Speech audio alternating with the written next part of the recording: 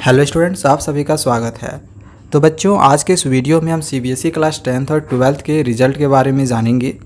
30% weightage अगर term 1 में रहता है और 70% वेटेज अगर टर्म 2 में रहता है तो ओवरऑल रिजल्ट आपका कैसा रहेगा, आपके कितने नंबर्स आएंगे, तो इन सब चीज़ों के बारे में भी आप लोग को मैं जानकारी दूंगा। ठीक है, और साथ ही रिजल्ट कब तक आपकी एग्जैक्टली आ जाएगी तो इसके बारे में भी आप लोग को बताऊँगा। इससे पहले यहाँ पे अभी आप जो देख रहे हो सीबीएसई का एक सर्कुलर है जिसमें उन्होंने यहाँ पे एक जो है पॉइंट दिया गया है, इसको हम समझ लेते हैं। अगर आप इसको समझते हो तो आपका जो 30% का वेटेज और 70% का वेटेज है तो ये भी आपको समझ में आ जाएगा कि कैसे आप अपने रिजल्ट को ओवरऑल निकाल सकते हो। ठीक है, तो देखो इसमें दिया गया है कि इन केस ऑफ पत्राचार विद्यालय private candidates as the students will be appearing only in term 2 examinations, their marks in practical and theory will be awarded on pro rata basis. अब इसका मतलब क्या हो गया कि जो स्टूडेंट सिर्फ टर्म 2 का एग्जामिनेशन दिए हों प्राइवेट कैंडिडेट्स या फिर पत्राचार विद्यालय के, तो उनके जो मार्क्स उनको मिलेंगे उनको प्रोरट्टा बेसिस के अनुसार मिलेगा।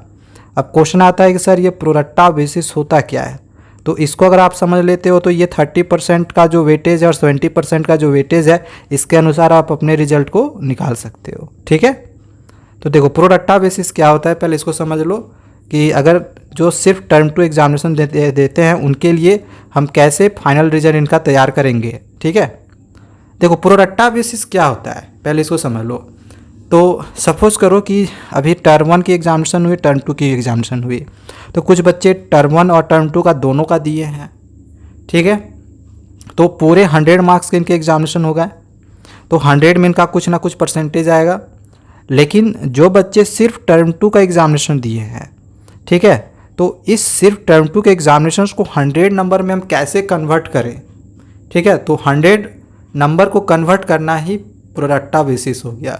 ठीक है, जैसे इसका जो एग्जामिनेशन हो रहा है वो 50 मार्क्स का हो रहा है, लेकिन इस 50 को 100 में कन्वर्ट करना है। ठीक है, तो वही है प्रोरट्टा बेसिस। तो कैसे इसको कन्वर्ट करेंगे तो पहले इसको समझते हैं। सपोज करो टर्म 1 और टर्म 2 का जो एग्जामिनेशन हुआ, किसी स्टूडेंट्स ने टर्म 1 में सपोज करो कि इसमें उन्होंने इंटरनल असेसमेंट का जो एग्जामिनेशन हुआ उसमें 9 नंबर मिला और थ्योरी पेपर में इनका 11 नंबर आया। ठीक है, इसी तरह से टर्म 2 में फिर से इनको 9 नंबर इंटरनल असेसमेंट मिला और थ्योरी में सपोज करो इस बार इनका थोड़ा सा मार्क्स इंक्रीज हो गया और इस बार थोड़ा सा ज़्यादा आ गया, सपोज करो 16 मार्क्स आ गया। तो इसमें इनका जो टोटल मार्क्स हो गया वो 20 हो गया और इसमें 25 हुआ। अब इन दोनों को मिला देंगे तो कितना हो जाएगा 45। तो टर्म 1 और टर्म 2 का मिला के इनका 45 मार्क्स हो गया, इसमें 100 में। ठीक है, 100 में 45 मार्क्स हो गया। तो ये तो आसानी से यहाँ से हमने निकाल लिया। लेकिन सपोज करो सिर्फ किसी स्टूडेंट्स ने टर्म 2 का एग्ज़ाम दिया हो, ठीक है, टर्म 1 का एग्ज़ामिनेशन वो नहीं दिए। ठीक है, जैसे यहाँ पे जो प्राइवेट कैंडिडेट्स होंगे उनके लिए यहाँ पे देख लो, टर्म 1 का एग्ज़ामिनेशन अगर उनका छूट गया, सिर्फ टर्म 2 का दिए, तो टर्म 2 की जो एग्जामिनेशन होगी 50 मार्क्स की होगी, 10 इंटरनल असेसमेंट, 40 थ्योरी। तो सपोज करो कि 10 में उनको भी 9 मिला, ओके, और जो उन्होंने एग्जामिनेशन दिया 40 मार्क्स का, तो 40 में सपोज करो कि उनको इस बार उनको भी 11 ही मिलता है।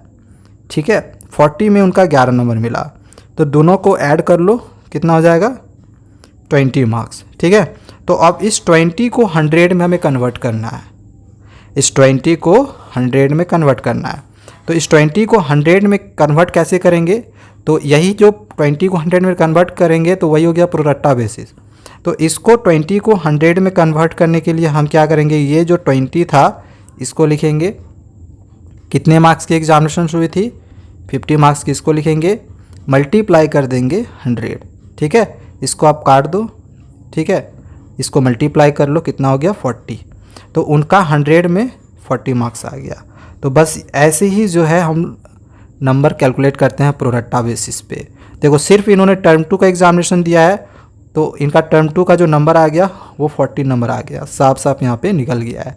इसी तरह सारे सब्जेक्ट का हम निकाल देंगे, ये किसी एक सब्जेक्ट का निकालें। ठीक है, तो इस तरह से जो मार्क्स है उनको मिला जाएगा, मिलेगा जो सिर्फ टर्म 2 का दिए हो, टर्म 1 का नहीं दिए हो। अब 30% वेटेज वाला देखते हैं और 70% वेटेज वाला। ठीक है, अब सपोज करो कि किसी स्टूडेंट्स ने टर्म 1 और टर्म 2 दोनों का एग्जामिनेशन दिया है, ठीक है, 30-70 का हमें रेशियो लेना है। कैसे होगा रिजल्ट, फाइनल रिजल्ट कैसे तैयार होगा?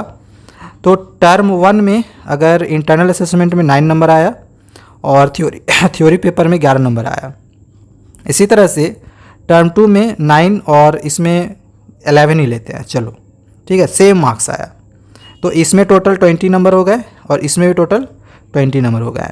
लेकिन इसका 30% लेना है, इसका लेना है 70%। तो पहले हम 30% 20 का निकालेंगे, 30% निकालेंगे तो 30/100 करेंगे और 20 कर देंगे।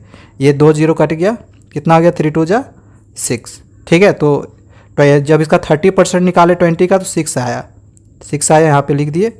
और 20 का 70% भी निकालना है, ठीक है, 20 का 70% भी निकालना है, सॉरी 70% निकालना है इस बार। तो 70/100 किए मल्टीप्लाई, हम यहाँ पे 70% किसका निकाल रहे हैं, 20 मार्क्स का, क्योंकि टर्म 2 में जो फाइनल रिजल्ट नंबर हमारे पास जो आया था कितना आया था, 20 आया था, दोनों में 20-20, टर्म 1 में 20, तो टर्म 1 का हमने 30% निकाल लिया, 6 मार्क्स आया था। और टर्म 2 का भी हमें जो नंबर मिला था वो 20 नंबर मिला था, तो इसका भी 70% निकालना है।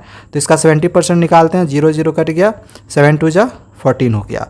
तो देखो यहाँ पे टर्म 1 का मार्क्स हो गया 30% के अनुसार 6 और टर्म 2 का जो मार्क्स हो गया 70% के अनुसार 14। तो इन दोनों को प्लस इसका यहाँ पे टोटल मार्क्स देख लो कितना हो गया, 6 इसका और 14 इसका। अब ये जो 6 और 14 है, 1 वाला में 6 मार्क्स आया था, 2 वाला में 14 मार्क्स आया था।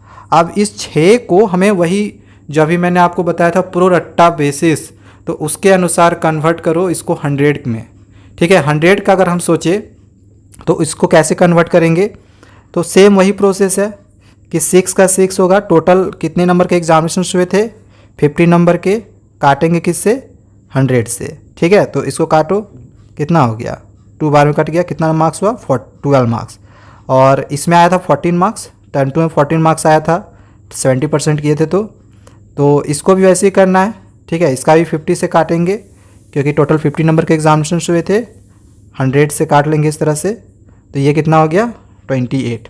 अब इन दोनों को प्लस कर लो, कितना हो गया, 12 + 28, कितना मार्क्स हुआ, 40 मार्क्स। तो यही आपका फाइनल रिजल्ट नंबर है, 40 नंबर आपका फाइनल रिजल्ट नंबर हो गया किसी एक सब्जेक्ट का।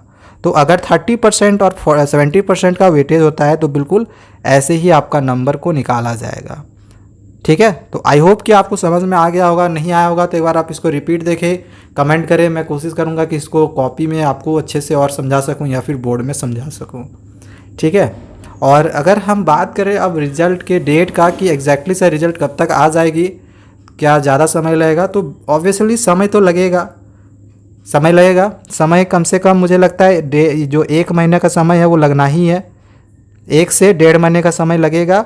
और अगर हम रिजल्ट के एक एग्जैक्ट डेट का बात करें तो ये आपका चल रहा है मई, जून, जुलाई के 2nd वीक तक निकल जाएगा, ठीक है। जून में आपका रिजल्ट नहीं निकलेगा, ये कंफर्म है, जुलाई का 1st या 2nd वीक में रिजल्ट ये श्योर है कि निकाल दिया जाएगा।